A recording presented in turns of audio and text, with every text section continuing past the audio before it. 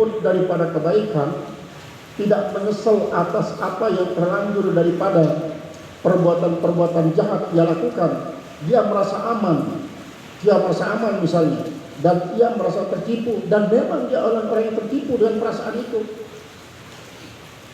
Wal khawfu, sedangkan rasa khauf yab'atu ala mubalagati fi tinabil ma'asi, yang khauf itu adalah mendorong atas bersangatan tinabil ma'asi, pada menjauhkan diri daripada maksiat-maksiat. Itu seperti yang berapa kali saya sampaikan ucapan daripada Abu Bakar Siddiq itu ya, an-nasu salatu asnafin, itu manusia itu terdiri atas tiga kelompok. Sinfun ya'budun Allah ala sabilil hubb, sekelompok menyembah Allah karena didorong oleh rasa cinta, ini paling tinggi. Wa sinfun ya'budun Allah ala sabilil raja, sekelompok menyembah Allah karena terdorong oleh rasa adanya harapan masuk surga, keinginan masuk surga. Sinfun ya'budun Allah ala sabilil khauf, sekelompok beramal saleh, berbuat bagus atas jalan rasa takut masuk neraka. Ini kata daripada Ibnu Athaillah, Abu Bakar Siddiq.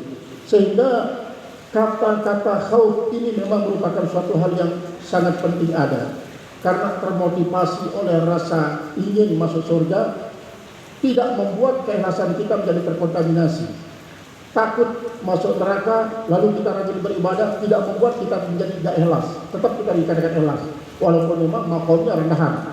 Tapi kalau orang itu tidak termotivasi oleh rasa khauf, rasa raja, lalu dia beramal saleh, tapi yang dia harapkan adalah hub, cinta kepada Allah, cinta Allah yang diharapkan, itulah yang paling tinggi. Karena khauf dan raja itu bagikan dua sayap burung, sedangkan hub inilah bagikan tubuh burung. Maka kadang-kadang kalau lengkap itu sayapnya, burung akan bisa terbang dengan cepat.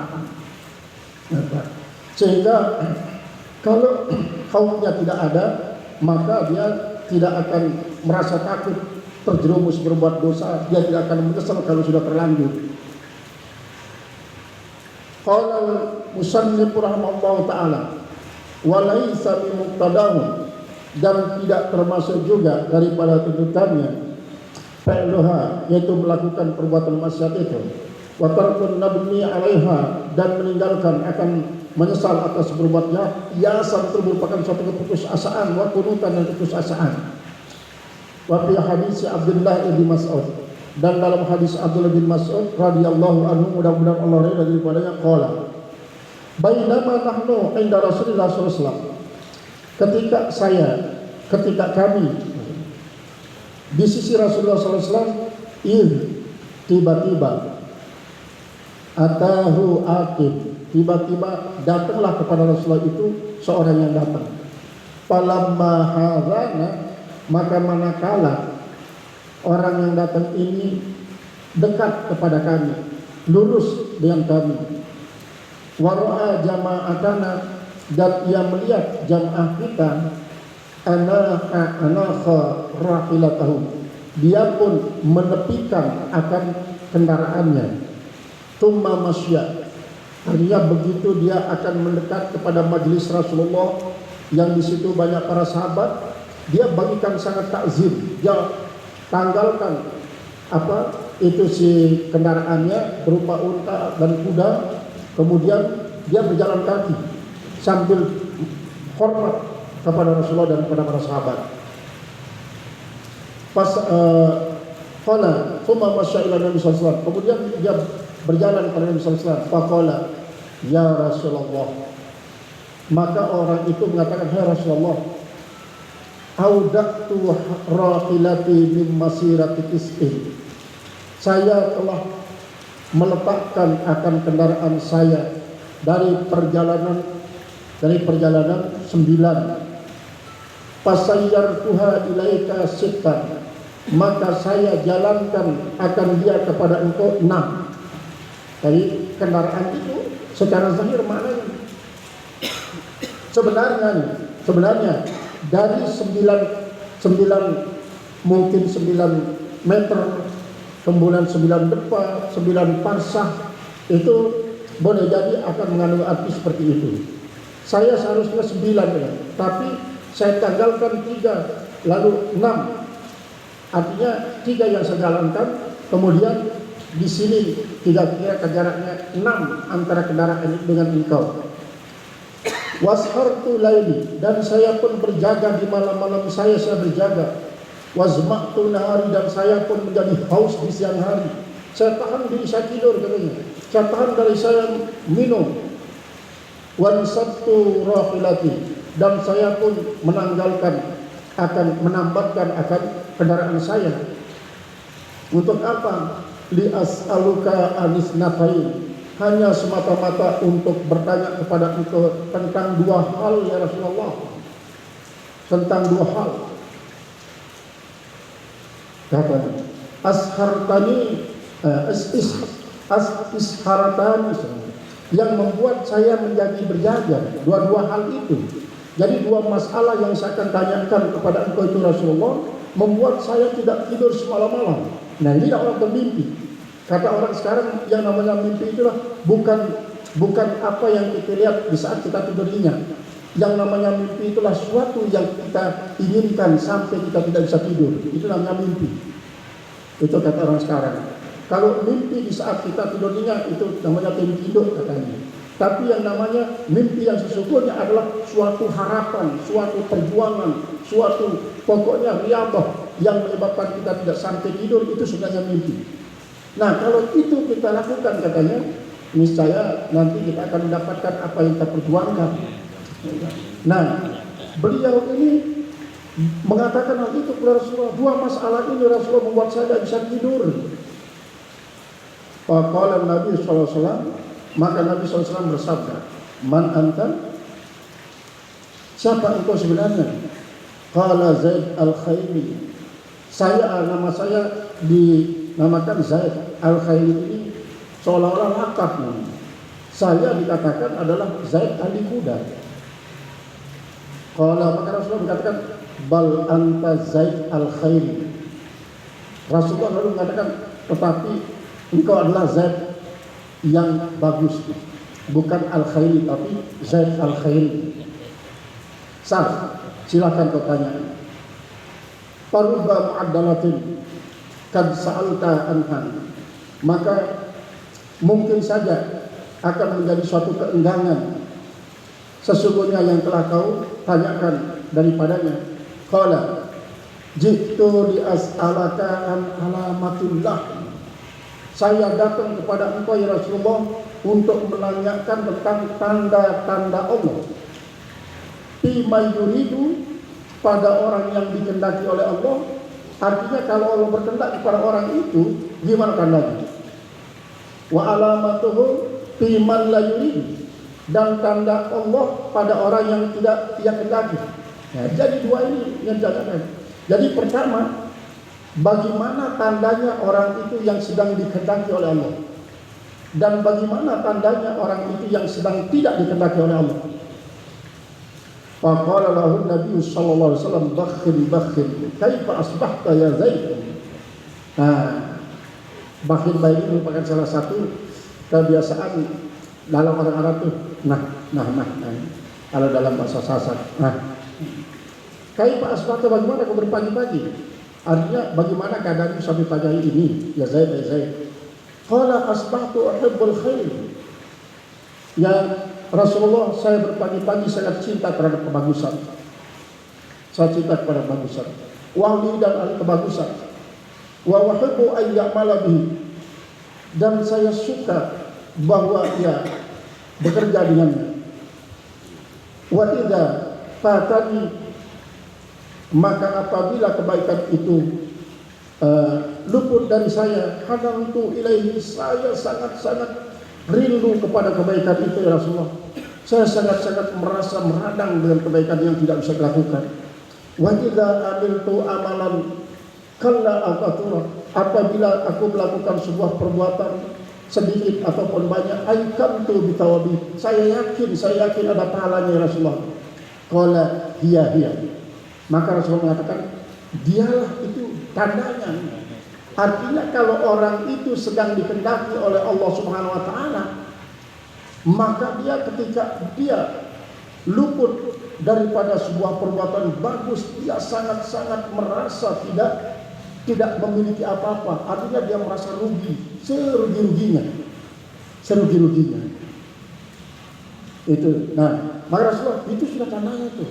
Tanda orang yang diberi oleh Allah.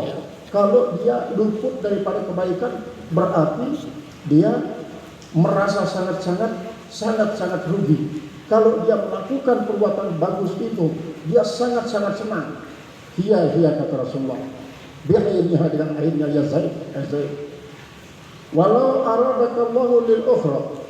Sedangkan kalau membagi oleh Allah Subhanahu wa taala lil ukhra untuk yang lain, hayya akalaha, Allah menyiapkan engkau baginya, thumma la yubali, lalu dia tidak peduli fi ayyi wadin halaqta, di lembah mana kau mati. Faqala Zaidun hasbi, cukuplah ya Rasulullah, cukuplah. Summa intahala, kemudian Zaid itu pergi, walam yasbut, dan dia tinggal.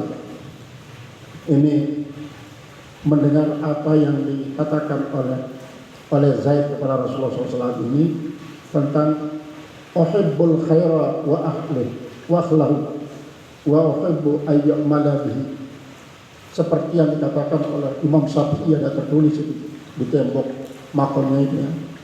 Imam Syafi'i di tembok makamnya itu ada mengatakan uhibbus salihina wa lastu minhum asa an anala syafa'atahum. Uhibbus salihin wa lastu minhum, saya sangat cinta terhadap orang-orang saleh padahal saya tidak termasuk golongan mereka, katanya. Saya tidak termasuk golongan mereka. Asa an anala syafa'atahum, mudah-mudahan saya dapat syafaat daripada orang-orang saleh, kata Imam Syafi'i. Nah, ketawaduan semacam inilah yang dimiliki oleh para ulama-ulama yang sesungguhnya sudah gaus-gaus itu. Apalagi ya gaus-gaus itu seperti Sayyid Abdul Qadir Jailani, Imam Hanafi, Imam Maliki, Imam Hambali, Imam Ghazali, dan Imam Tajuddin Subki dan lain-lain itu selalu tawaduk, selalu merendahkan diri. Dan dia tidak akan pernah menyalahkan orang lain. Bahkan dia selalu mengatakan orang ini mungkin saja lebih baik dari saya. Mungkin saja dia lebih baik dari saya. Itu saja. Dah husnuzon. Makanya ini yang pernah saya sampaikan tentang doa salat jenazah itu. Yang mengatakan in kana khairan fazid fi hasanati wa in kana syarran fatajawaz anhu. Ini nanti orang-orang alim yang kita harus husnuzon. Makanya saya sudah saling itu. Tidak pernah mengatakan in kana musina fazid fi hasanati sekarang. Wa in kana musi'anda. Tapi kalau apa? Allahumma innahu muhsinun fazid hasanatihi wa tajawaz an sayyi'atihi. Tidak mengatakan in musi'an. Tidak mengatakan musi'an. Pokoknya Allahumma innahu muhsinun fazid hasanatihi. Ya Allah, dia orang baik. Kan itu harus husnuzon. Setelah kita husnuzon, nah bagaimana nanti Allah Ta'ala? Sekalipun dia misalnya jahat, katakan saja dia orang baik. Karena kita disuruh untuk menyaksikan kebaikannya, jangan kesaksian. Nah, in musian atau in kana musian pada jasanya tidak mengatakan in kana musian, tapi pada jasa sayati, pada jasa sayati. Allahumma innahu musirun fazid ihsanahu wa tajawaz an sayati. Jawaz an sayati. Jadi artinya husnuzon itu tetap ada. Ini kadang-kadang kita murid ya. Guru kita meninggal yang sudah keramat-keramat itu, kita masih saja mengatakan in kana musina. Berarti kita ragukan kebaikannya. Katakan saja dia innahu muhsinun ya Rabb fazid ihsanihi. Nah, saya coba cari di dalam kitab-kitab balaghah misalnya kata-kata inkana ini apa sih maksudnya sehingga dipakai oleh ulama untuk mendoakan, berdoa terhadap orang-orang yang saleh-saleh itu. Memang ada inkana lagi. Ternyata tidak ada selain daripada adalah yang merupakan insyarfin, hapus syarfin. Bagaimana kalau kita jadikan dia misalnya menjadi al-muhaffafah min as-sakilah? Kalau dia muhaffafah min as-sakilah, maka takdirnya innahu kana muhsinan. Innahu kana musinan. Tapi tahukah mereka yang berdoa itu mengatakan bahwa ini muhaffafun minal sakilah? Karena banyak kan orang-orang yang tidak pernah belajar ilmu nahwu berdoa begitu juga terhadap orang-orang alim. Innahu kana musinan, ini ada benarnya. Karena kita husnuzon. Kemudian in kana musian, berarti kalau kita innahu kana musian misalnya, berarti kita yakin apa yang akan jahat. Nah, itu Imam Syafi'i yang mengatakan ana uhibbus shalihin wa lastu minhum asa an anala syafa'ahum. Saya sangat cinta terhadap orang-orang saleh, padahal saya tidak termasuk golongan orang saleh itu. Tapi mudah-mudahan paling tidak saya mendapatkan syafaat orang saleh, katanya. Nah, ini orang-orang tawadhu. Kan Imam Syafi'i Imam Syafi'i ini termasuk guru daripada Imam Ibnu Ali Ad-Dakai, Abu Ali Ad-Dakai. Abu Ali Ad-Dakai ini punya murid